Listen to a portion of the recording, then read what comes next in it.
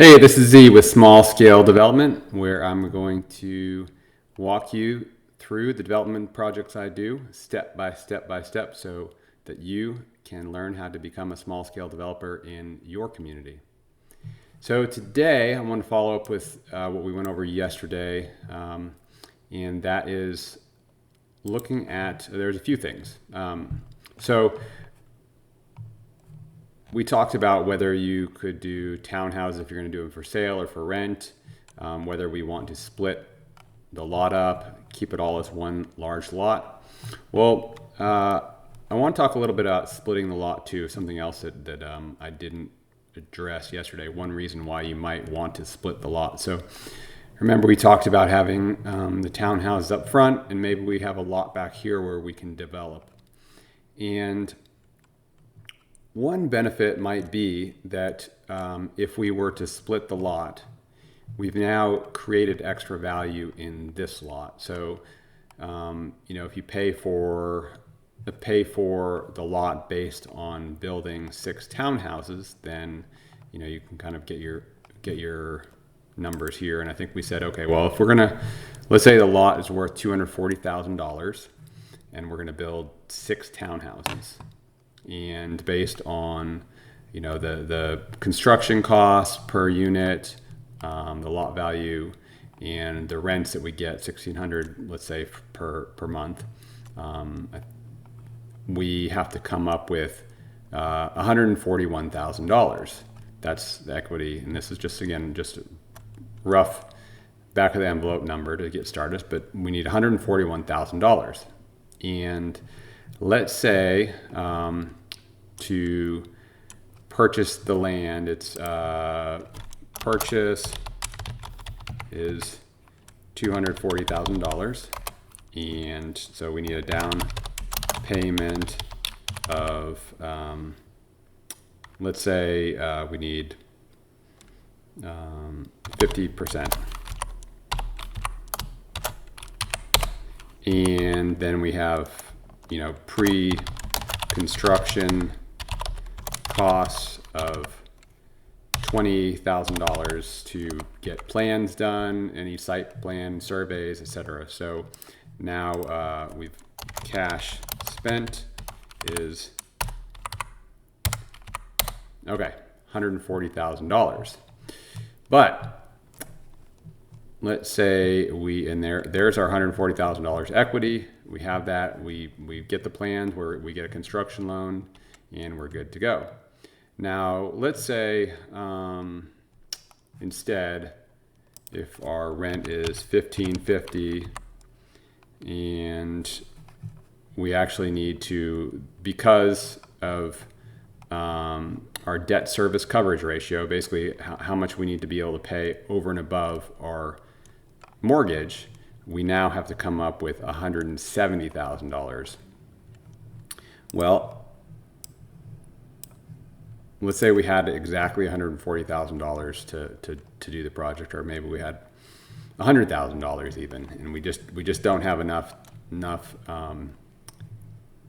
cash equity to do it. And what that would mean would be raising the remainder from an investor. Well, that's not necessarily a bad thing, but it's good to build up those relationships. But what we could do is, if we went back here, and so the way the appraiser is going to value these is based on their rents, their cash flow.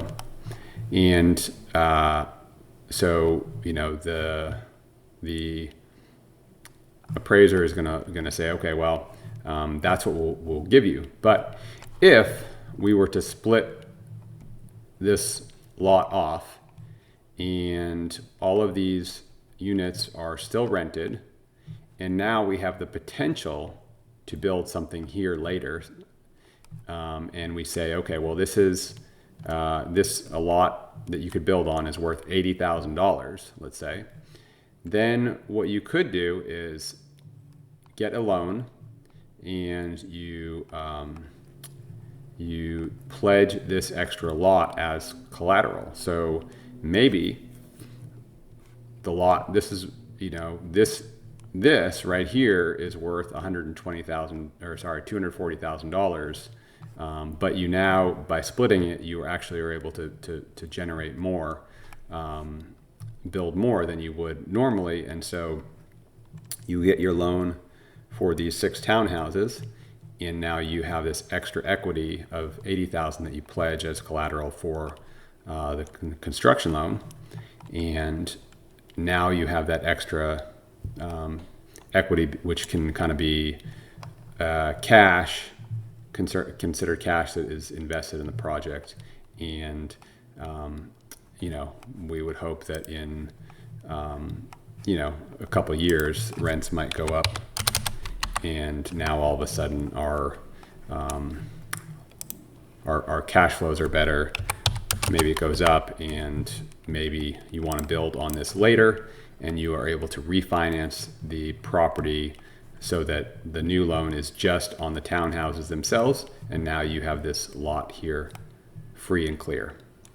So that's a nice little strategy you can do to think about. If you think about how you build, if you build incrementally, you can, the other alternative too would be, let's say we split it into 3. So we have this lot here, and we split it down here, and first now we have three lots, and let's say this lot is worth 120. Maybe the whole thing was worth 240 as a whole, but if you split it, they may say, okay, well, this is worth 150, this one's worth 80, and this is 150. And so by getting it split, you now have additional equity.